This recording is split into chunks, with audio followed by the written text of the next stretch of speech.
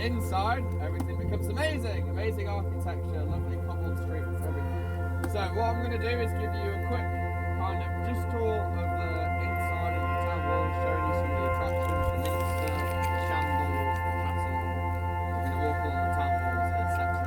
Hopefully it will take no more than an hour, so you can have as much free time as possible. So for that reason only, I will be giving some history, but I'm not going to talk loads about it. York's problem is it has too much bloody history, to be quite honest. It has history from every era of England's history. It was the ancient capital and stuff. I can literally talk about it for hours. So if you do have any specific questions about any era of history, you can ask during the tour or just ask me later on in the day. If you need recommendations for places to eat later, let me know. Everyone wants to go to Betty's Tea Room, one of the most quintessentially English places to eat ever. It is really good. The queue does usually go very far, so it depends how long you're willing to wait. Otherwise, I know some places that are quite good, both in the city. This is huge.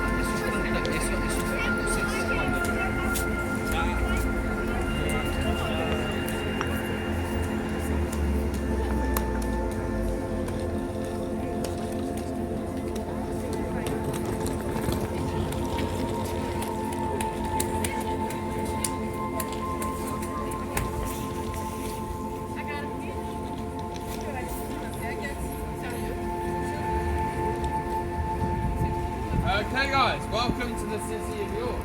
Once you cross to the other side, that is the true city.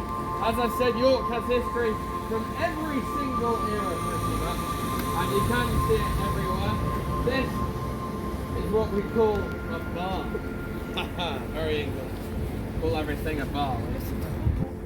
And basically, a lot of the Viking remains don't exist in the city anymore, but its language does. So the bar comes from the Norse word for tower, which is kind of like bar. And similarly, a lot of the streets are named gate. Gudram Gate, for instance. Gate comes from the Norse word of gala, which again means street. Gudram Gate is specifically named after Guthrum, the King of York Viking, who was the first Viking to be baptised a Christian, famously by King Alfred. This is Bootham Bar here. There are 4 bars around the city, gates, towers like this, and the city walls goes all around.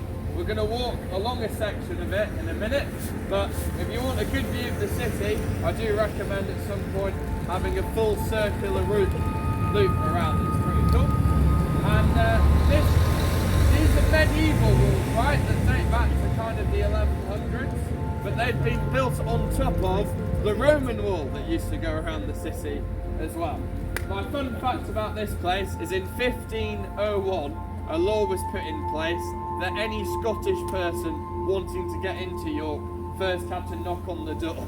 And that was the law. And the mayor would come and give you permission or say fuck off. So there you go. In terms of that, there's a little cafe in here, which actually underground, it's got a kind of glass window which you can see a Roman settlement that used to be here as well. Over there we have the King's Manor, where the likes of King Henry VIII, you know, the fat man with the 6 wives, used to stay. All the kings of England used to stay in York whenever they left London and came up north, etc. And over there, you go over there as well, is the Yorkshire Gardens. You can see lots of red squirrels, It's probably not as beautiful this time of year. There's the Yorkshire Museum and the remains of St Mary's Abbey, which was actually the richest monastery in the entire UK. So lots going on with York. Anyway, we're going to go into this place now, and along the walls is a view. Let's go.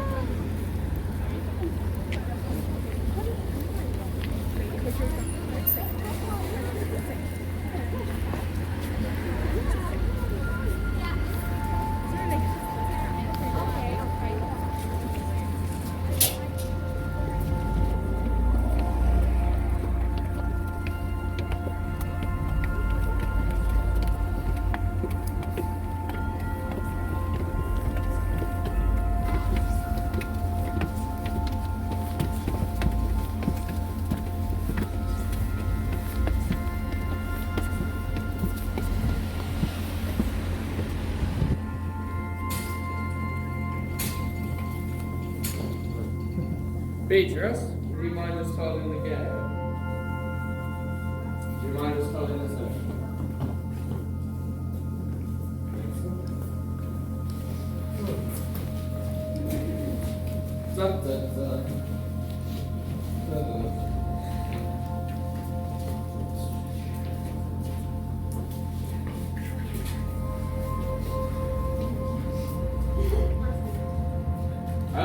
Most of the Greeks died.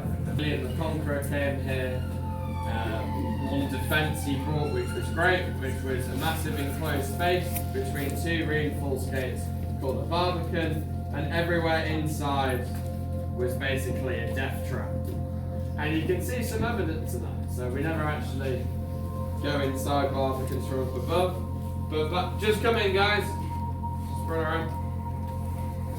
So back when this was operational, this stone floor wouldn't have been here, and you would have been able to see below from above, and you would have been able to fire arrows down, killing all of the Scots or enemies of York, fall down hot sand, get in between the knight's armour and disintegrate your skin. Lovely. So basically everyone died here, and you would have had like portcullises.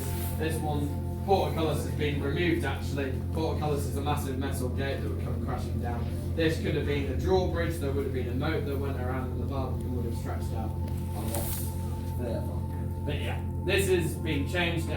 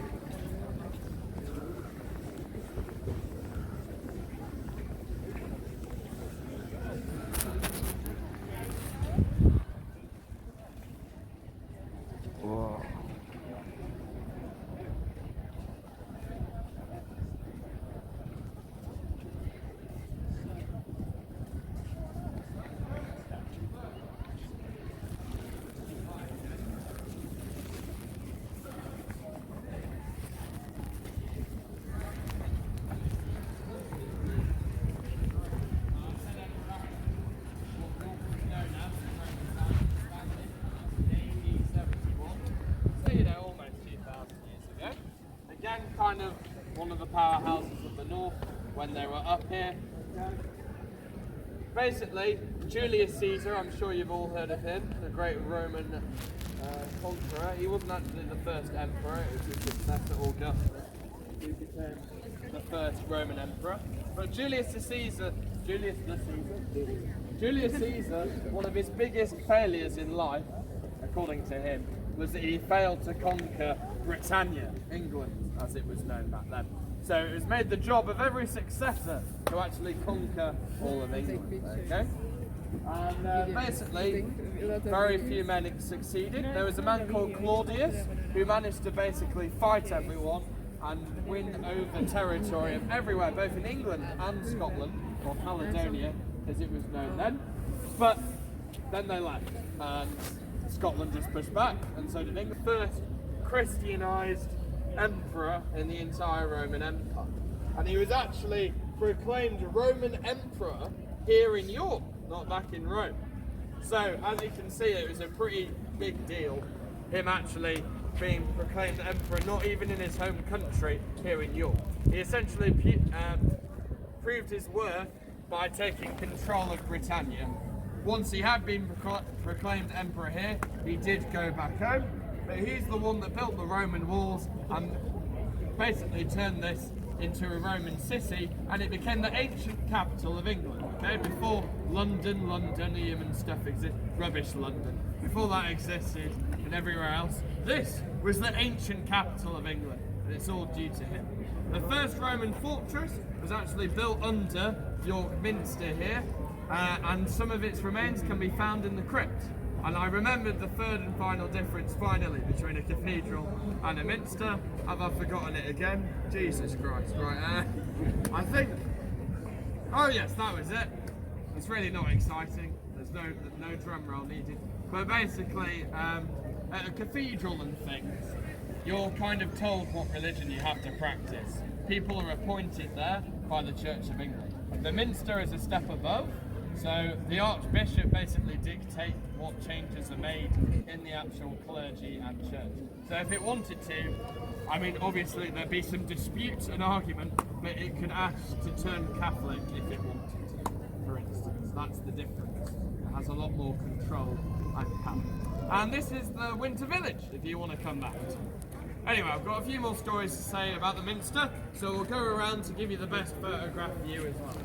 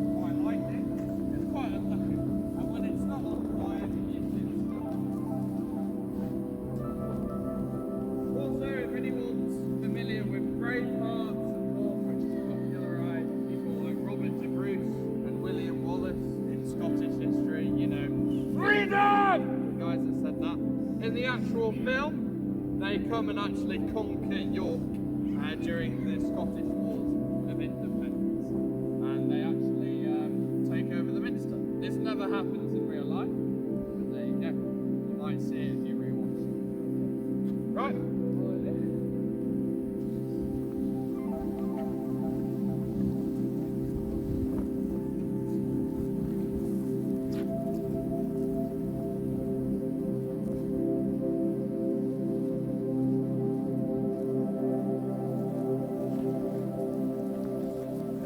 You need? Thank you. Yes, let's. Take one of you.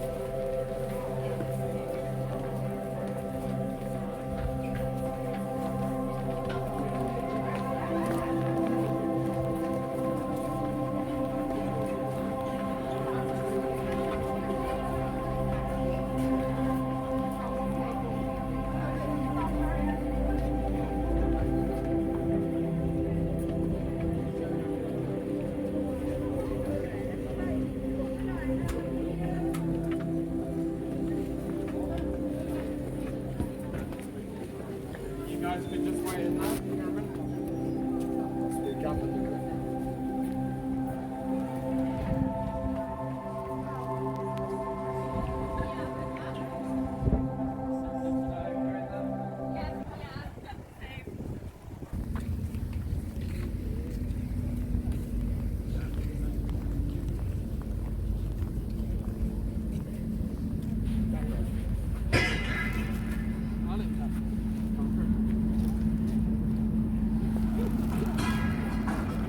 Hundreds, where again it was pelted with cannon fire, blown up, and this is all that remains. So there you go.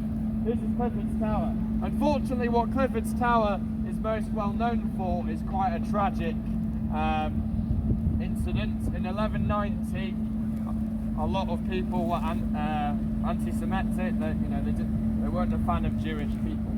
So a horrific event happened where a lot of Jewish people had kind of moved in to England because, of course, they were fantastic at business and other industries. But the people of York really didn't like it. There would be fights all of the time. And apparently it took so much as a Jewish person just bumping shoulders with a local, and he decided to assemble an army with pitchforks, and so all the Jewish people hid inside Clifford's Tower, and they demanded that the Jewish people be let out so that they could kill and slaughter them all, which is awful. And yeah, basically they let the gatekeeper out to negotiate, but they wouldn't let him back in again because they were worried that he'd just open it up to all the locals to be slaughtered. They then set Clifford's Tower on fire, and most people committed suicide before they were even killed, which is very tragic. Over 150 Jews were massacred that day. So really, it's an awful place, to be honest. It's not much of a remains of a castle. The only remains left, Clifford Tower, is associated with a tragic story. But of course, as you can see, it's under restoration at the moment because that's all that's left. They need to preserve it. York Castle Museum is open if you do want to know its never-ending long history for over 1,000 years, where everyone's basically decided to attack York Castle over the years. Okay, so that pretty much kind of shows you everything inside the walls of York City. So that was just to give you a glance, show you places that you'll definitely go back to, maybe attractions you want to go to. The only things I haven't showed you are on the other side of the river, which is kind of your hotels and a very nice city wall walk, as I mentioned earlier. At the river just along here as well, it's pretty cold, so I imagine you don't want to, but you can hire kind of self-driven boats for like 6 people for £15 for an hour, if any of you fancy going on a boat trip. There are some beautiful views and it is sunny at least, so you might enjoy that. Anyway, I'm going to take you back to Parliament Street, the main street where all the markets are. Thor's Teepees, we passed it earlier, the Christmas markets. I'll give you some recommendations and then you've got free time until 5:30, okay? Let's go.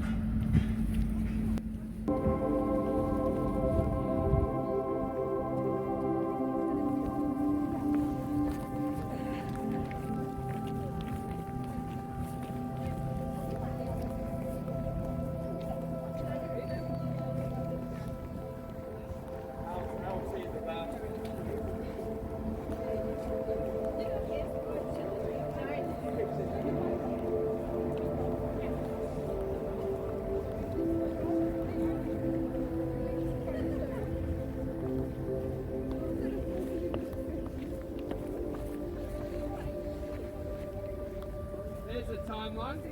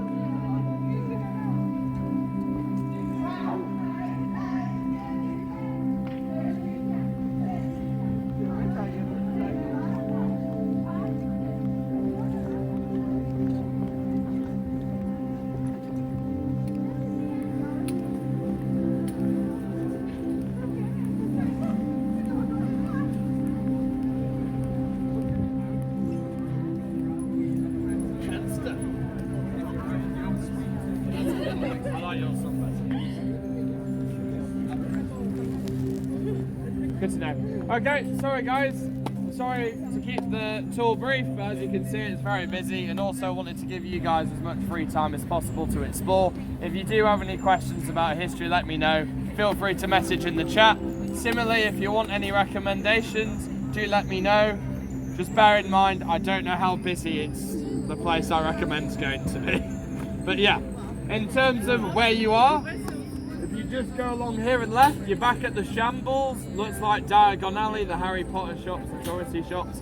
This is Parliament Street, the main kind of touristy street where all the kind of Christmas markets are. And if you turn right, you'll also get to the Shambles that way, and that's where there's a lot of the Christmas markets. You can get lots of tasty food there, mulled wine, drink. There's an amazing crepe place that I always go to.